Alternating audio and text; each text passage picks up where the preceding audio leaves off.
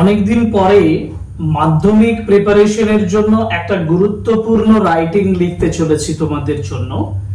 আর paragraph writing তোমরা জানো যে প্রতি বছরেই তোমাদের জন্য প্যারাগ্রাফ রাইটিংটা ইম্পর্টেন্ট।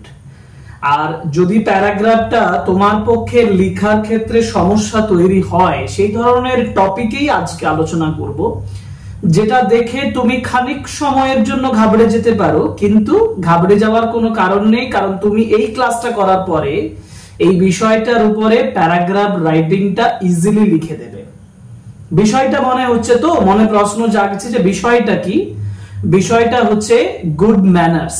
অনেকগুলো বই প্র্যাকটিসের উপরে ঘাটতে ঘাটতে ডাফেন দত্তের ক্লাস 9 এর ডাফেন দত্তের সেকেন্ড সামেটিভের 5th যে মডেল সেটটা দেওয়া আছে, সেখানে আমি এই প্যারাগ্রাফটা দেখলাম এবং দেখে মনে হলো যে মাধ্যমিক পরীক্ষার জন্য এই গুড ম্যানার্স এর উপরে একটা প্যারাগ্রাফ করালে খুব ভালো হয়, যেটা তোমাদের ক্ষেত্রেও কিন্তু একটু প্রিপারেশন নিয়ে পরীক্ষা দিতে যাওয়াটা প্রয়োজনীয় বলে আমি মনে করছি।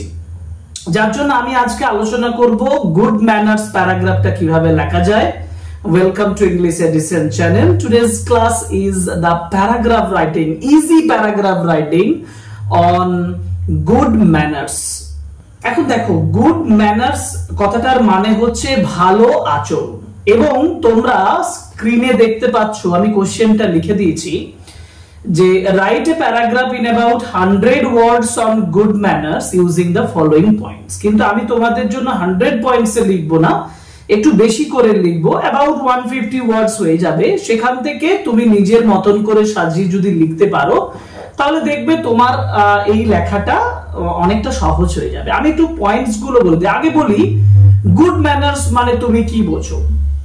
গুড ম্যানার্স কথাটার মানে হচ্ছে ভালো আচরণ, তাই না? একটা ভালো আচরণ প্রত্যেক মানুষের ক্ষেত্রে দরকার, এবং যেটা আমরা কিন্তু এখন মিস করছি। এবং সেই বিষয়টা আমি লিখবো না, আমাকে পয়েন্ট দিয়েছে দেখো, বলেছে good manners mean proper conduct. মানে গুড ম্যানারের অর্থ হলো ভালো আচরণ, প্রপার যথাযথ, কন্ডাক্ট, কন্ডাক্ট মানে হচ্ছে আচরণ। রিফ্লেক্ট, সেকেন্ড যে পয়েন্টটা একটু দেখলে বুঝতে পারবে, রিফ্লেক্টস ওয়ানস ফ্যামিলি কালচার। হ্যাঁ, তোমার গুড ম্যানার তোমার ফ্যামিলির, তোমার পরিবারের যে কালচার, সংস্কৃতি, সেটা প্রকাশ ঘটাবে না। তোমার আচরণ, তোমার বাবা মা, তোমার ফ্যামিলি মেম্বার্স, তাদের আচরণের বহিঃপ্রকাশ, এটা ইম্পর্টেন্ট একটা matter.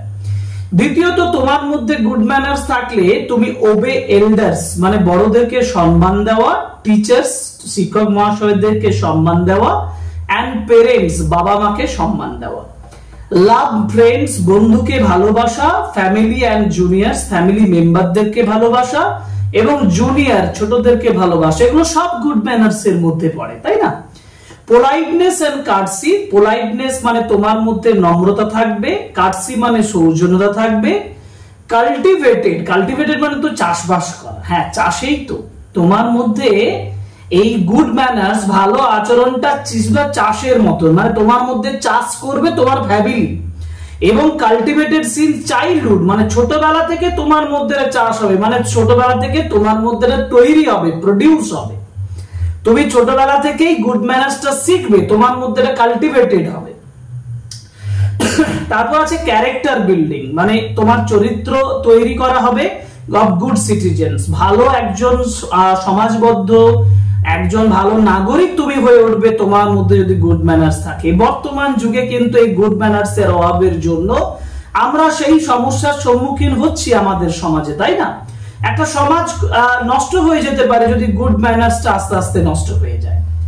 And society turns into a happy home, এবং সমাজও একটা সুখী বাড়ির মতন তৈরি হয়ে যায়। এন্ড কনক্লুশন, কনক্লুশন মানে উপসংহার, মানে লাস্টে তুমি বলো যে হ্যাঁ এটা আমাদের প্রয়োজন কি প্রয়োজন নেই, আমাদের কি সমস্যা সমাধান করা যায় কিভাবে, এই বিষয়টা। তো আমি কিভাবে এটা তোমাদেরকে পড়াবো, আমি তোমাদেরকে দেখাবো এই পয়েন্ট, শুধু পয়েন্টস গুলোকে ফলো করে সেন্টেন্স লিখাবো, আর সেন্টেন্স গুলো ট্রান্সলেশন ওয়েতে করাবো, মানে বাংলা থেকে ইংলিশ শিখিয়ে শিখিয়ে কিভাবে সেন্টেন্স গুলো লিখছি সেগুলোও বুঝিয়ে দেবো। অতএব প্রথম থেকে শেষ পর্যন্ত পয়েন্টস গুলোকে ফলো করো, তুমি একটা ভালো প্যারাগ্রাফ এখান থেকে শিখে যাবে, ঠিক আছে? ফার্স্ট পয়েন্টে আসি। দেখো প্রথম পয়েন্ট হচ্ছে যে good manners mean proper conduct. তো প্রথম পয়েন্ট তো আমাকে এটাই দিচ্ছে না, good manners means proper conduct. Good ম্যানারের মানেই হলো যথাযথ আচরণ, প্রপার কন্ডাক্ট করা, তাই না? এখন এইখান থেকে মানে এটার অর্থ মানে তোমাকে শুরুর সেন্টেন্সেই বলতে হবে যে গুড ম্যানার্স বলতে কি বোঝায়। গুড ম্যানার্স বলতে কি বোঝায় আমি প্রথম বাংলা একটা সেন্টেন্স লিখেছি, দেখো যে ভদ্রতা মানে গুড ম্যানার্স মানে ভদ্রতা, পোলাইটনেস, ভদ্রতা। ভদ্রতা মানে শালীন ও সম্মানজনকভাবে আচরণ করা। এক কথায় good manners means to behave properly, to behave with politeness, to behave respectfully। আর এটাকে একটু ঘুরিয়ে বলতে পারি, গুড ম্যানার্স মিন মানে গুড ম্যানার্স এর অর্থ হলো good manners mean behaving in a proper and respectful way. Behaving মানে আচরণ করা, প্রপার মানে যথাযথভাবে, রেসপেক্টফুল মানে শ্রদ্ধাশীল ভাবে। অর্থাৎ গুড ম্যানার্স এর অর্থ behaving in a proper and respectful way. ঠিক আছে, এর পরের পয়েন্ট যেটা আছে সেটা হচ্ছে রিফ্লেক্টস ওয়ানস ফ্যামিলি কালচার। দেখো তোমার মধ্যে যদি গুড ম্যানার্স থাকে সেটা তোমার ফ্যামিলি কালচারটাকে কি করবে? রিফ্লেক্ট করবে। তাহলে ইয়োর মানে তোমার, বাংলায় বলতে গেলে তোমার গুড ম্যানার্স তোমার ফ্যামিলিকে রিফ্লেক্ট করবে। Your good manners reflect your family. আমি লিখেছি এগুলো আমাদের ভালো আচরণ প্রকাশ করে। হ্যাঁ, এইগুলো মানে দে বা দিস, এগুলো দেখায়, প্রকাশ করে মানে show, this show our good conduct. Good conduct মানে ভালো আচরণ। They show our good conduct এবং আমাদের পরিবারের সংস্কৃতি এবং মূল্যবোধ প্রতিফলিত করে। and reflect the culture and values। Reflect মানে প্রকাশিত হওয়া, প্রতিফলিত হওয়া। কি প্রতিফলিত করে? Reflect our family's culture and values। Culture মানে সংস্কৃতি, ভ্যালুস মানে মূল্যবোধ। আমাদের যে ফ্যামিলি সেই ফ্যামিলির কালচার এবং মূল্যবোধ, ভ্যালুস এই দুটোকে কি করে? প্রকাশ করে। So they show our good conduct and reflect the culture and values of our family। ঠিক আছে, এই হচ্ছে প্রথম দুটো প্যারাগ্রাফ, মানে দুটো পয়েন্টস। থার্ড পয়েন্ট আছে দেখো, ওবে এল্ডার্স, টিচার্স এন্ড পেরেন্টস। মানে একজন ভদ্র ব্যক্তি বড়দেরকে সম্মান করে, সর্বদা বয়স্ক, শিক্ষক এবং পিতামাতার কথা মান্য করে। একজন ভদ্র ব্যক্তি means a well manner person. যেটা আমি বলেছি তো গুড ম্যানার্স বলছি, তাই না? গুড ম্যানার্স বলে আমি কি বলবো? একজন ভালো ব্যবহার করা ব্যক্তি মানে এ ওয়েল ম্যানার পারসন। এ ওয়েল ম্যানার পারসন মানে একজন ভদ্র ব্যক্তি সর্বদাই, অলওয়েজ সর্বদাই মান্য করেন, ওবেজ মানে মান্য করেন কাদেরকে? The elders, teachers and parents. তাহলে well mannered person always obeys elders, teachers and parents. Okay, আচ্ছা, এটা গেল থার্ড পয়েন্ট। ফোর্থ পয়েন্টে কি বলেছে না, তারা কি করে? তারা লাভ ফ্রেন্ডস, বন্ধুদেরকে ভালোবাসে, ফ্যামিলিকে ভালোবাসে, জুনিয়র পোলাইটনেস দেখায়, কার্সি দেখায়, তাই না? তাহলে আমি কি বলবো? আমি বলবো সে বন্ধু, পরিবারের সদস্য, ছোটদের প্রতি ভদ্র এবং সদয় আচরণ করে। He or she behaves politely, lovingly with their youngers and respectfully with the family members and lovingly with the friends। এভাবে বলতে পারি। আমি লিখেছি he or she speaks politely, নম্রভাবে কথা বলে, speaks politely and behaves kindly with friends, বন্ধুদের সঙ্গে kindly, family members and young ones। আবার বলছি he or she speaks politely কথা বলে, behaves kindly with friends, family members and young ones। ওকে, ঠিক আছে। আচ্ছা, পরেরটাই যাই। Politeness and কার্সি। পোলাইটনেস মানে কি? নম্রতা। কার্সি মানে কি? সৌজন্যতা। তোমার মধ্যে নম্রতা সৌন্দর্যতা তৈরি হয়। ভদ্রতা, সৌজন্যতা এবং কোমল ভাষা হৃদয় জয় করতে সাহায্য করে, তাই না? Politeness, courtesy and soft tone. Politeness, courtesy and a soft tone in speech.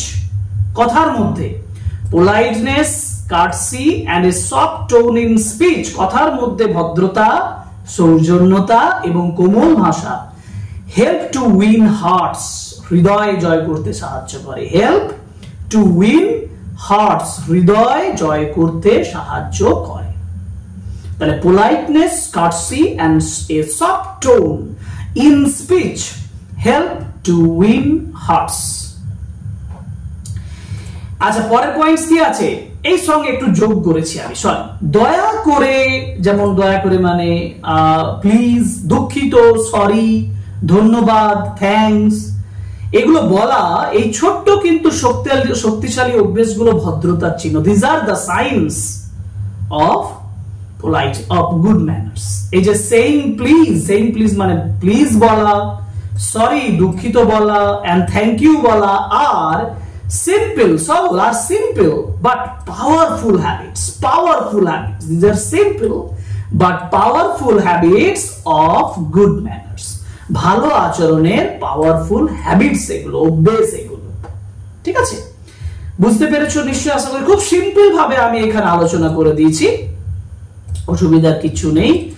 পরের points, cultivated since the childhood. হ্যাঁ, ছোটবেলা থেকে এটা কাল্টিভেটেড করা উচিত, তাই না? অর্থাৎ এই অভ্যাসগুলো, এই ম্যানার্স গুলো ছোটবেলা থেকেই শেখানো, চর্চা করা উচিত। মানে দিস হ্যাবিটস, এই অভ্যাসগুলো মাস্ট বি টট, শেখানো উচিত। দিস হ্যাবিটস মাস্ট বি টট, এই অভ্যাসগুলো শেখানো উচিত। And cultivated, these habits must be taught and cultivated. These habits must be taught and cultivated from early childhood. একেবারে ছোট বা শিশুবেলা থেকে। ওকে, আচ্ছা, পরের সেন্টেন্স মানে পরের পয়েন্টস, ক্যারেক্টার বিল্ডিং। একটা জিনিস আছে দেখো এখানে, ক্যারেক্টার বিল্ডিং মানে চরিত্র গঠন, and good citizens, ভালো একজন নাগরিক হয়ে ওঠা। যেটা এখানে বলেছে দেখো, কাল্টিভেটেড, এই যে character building and good citizens, তাই না? আমি কি বলবো? আমি বলবো ভদ্রতা আমাদের চরিত্র গঠন করে, মানে good manners build our character, good manners build our character and help us to grow into responsible citizens, help us to become করতে পারি, to grow এর জায়গায় to become করতে পারি, তাই না? অর্থাৎ আমরা গ্রো করতে পারি, আমরা হতে পারি to become a responsible citizen, একজন দায়িত্ব সম্পন্ন সিটিজেন হতে পারি, নাগরিক হতে পারি। তাহলে good manners build our character, good manners build our character and help us grow into responsible citizens, দায়িত্ব সম্পন্ন নাগরিকে পরিণত করতে সাহায্য করে। ঠিক আছে, ওকে। পরের পয়েন্ট হচ্ছে পিসফুল লাইফ ইন সোসাইটি আর সোসাইটি বিকামস হ্যাপি প্লেস। দুটো জিনিস বলবো এখানে। একটা হচ্ছে তুমি যদি মানে এগুলো আমাদের স্কুলে, বাড়িতে, সমাজে শান্তিপূর্ণভাবে বাস করতে সাহায্য করে। গুড ম্যানার্স হেল্প আস, মানে দে অলসো হেল্প আস, আমাদেরকে সাহায্য করে। They also help us to live peacefully with the others in school, to live peacefully with others in school, at home and in society. সমাজে পিসফুলি বাস করতে সাহায্য করে। আর তার ফলে কি হয় না, সবাই যখন ভদ্র আচরণ করে তখন সমাজ একটা সুখী পরিবার হয়ে ওঠে। when everyone follows good manners, যখন সবাই গুড ম্যানার্স ফলো করে, when everyone follows good manners, society becomes a better and happier place. Society becomes a better and happier place to live in.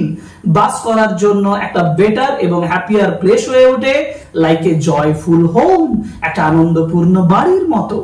আরেকবার বলি, when everyone follows good manners, যখন সবাই good ম্যানারটা follow করে, society becomes a better and happier place to live in. Society becomes happier and better place to live in, like a joyful home, একটা আনন্দপূর্ণ বাড়ির মতো। এবার আমাদের লাস্ট পয়েন্টে যাবার সময় হয়ে গেছে, কনক্লুশন, যেখানে বলবো যে তাই আমাদের সব সময় ভদ্র আচরণ করা উচিত। So we must always practice good manners. We must always practice good manners and inspire others to do the same. দেখো একটু ভুল আছে, we must always practice আছে না, এটা এস হতো, এই যে সি এর জায়গায় এস হতো, হ্যাঁ এটা এস হতো। We must practice good manners and inspire others to do the same. অন্যান্যদেরকে ইন্সপায়ার করা to do the same, একই কাজ করা, তাই না? আর লাস্ট লাইন, এগুলো ভালো মানুষের পরিচয়। Good manners are a true sign of good human beings. They are the true sign of a good human beings. এই যতগুলো পয়েন্ট আছে ততগুলো পয়েন্ট ধরে ধরে আমরা সিম্পল ভাবে এই সেন্টেন্স গুলো তৈরি করলাম। হ্যাঁ, বুঝতেই পারছো। এবার এই সেন্টেন্স গুলোকে পরপর সাজিয়ে নাও, একটা কমপ্লিট প্যারাগ্রাফ হয়ে যাবে। আমি তোমাদেরকে কমপ্লিট প্যারাগ্রাফ করে দেখিয়ে দিচ্ছি। দেখো দেখো, এটাই হচ্ছে সেই কমপ্লিট প্যারাগ্রাফ। গুড ম্যানার্স লিখে যে সেন্টেন্স গুলো আমি আগে লিখলাম সেগুলো পরপর সাজিয়ে আমি একটা কমপ্লিট প্যারাগ্রাফ লিখে দিয়েছি। তোমরা এই কমপ্লিট প্যারাগ্রাফটা ভালোভাবে পড়ে নাও এবং লিখে নাও। মানে সেন্টেন্স গুলো পরপর লিখলেই এটা তৈরি হয়ে যাবে। পরীক্ষার জন্য প্রিপারেশন করে নাও, আর কোনো প্রবলেম হবে না। সুতরাং এই হচ্ছে কমপ্লিট একটা paragraph on good manners. Simple ওয়েতে বাংলা ট্রান্সলেশন, মানে বাংলা থেকে ইংলিশ ট্রান্সলেশনের মাধ্যমে শিখিয়ে দিলাম। আমি বললাম মাধ্যমিক পরীক্ষার জন্য এটা একটা ইম্পর্টেন্ট কোয়েশ্চেন, গুড ম্যানার্স এর কোয়েশ্চেন, তাই না? গুড ম্যানার্স, যেটার উপরে তুমি একটা লেটারও পেতে পারো। তুমি তোমার বন্ধুকে, ধরো তোমাকে ইনফর্মাল লেটার দিতে পারে যে গুড ম্যানার্স এর উপরে বন্ধুকে একটা চিঠি লিখো, পড়তেই পারে। তুমি টপিকটা সম্পর্কে একটা ধারণা তৈরি হয়ে যাবে। আর কমপ্লিট এই ক্লাসটা যদি তুমি করে থাকো তাহলে গুড ম্যানার্স সম্পর্কে একটা প্যারাগ্রাফ লিখতে তোমার আর বেশিক্ষণ সময় লাগবে না বলেই আমি মনে করছি। তুমি আশা করি মনে করছো। যদি মনে করো তাহলে কমেন্ট বক্সে আমাকে জানাও। আর সাবস্ক্রাইব করো আমাদের চ্যানেল, লাইক করো, কমেন্ট করো, শেয়ার করো আমাদের ভিডিওগুলো। এই রিকোয়েস্টটা লাস্টে রইলো এই ক্লাসের শেষে। আজকের মতন ক্লাস এখানেই শেষ। পরে আরো একটা গুরুত্বপূর্ণ ক্লাস নিয়ে আসবো তোমাদের জন্য। Stay with us, support us, join us, follow us, subscribe us. Okay, thank you very much, good bye.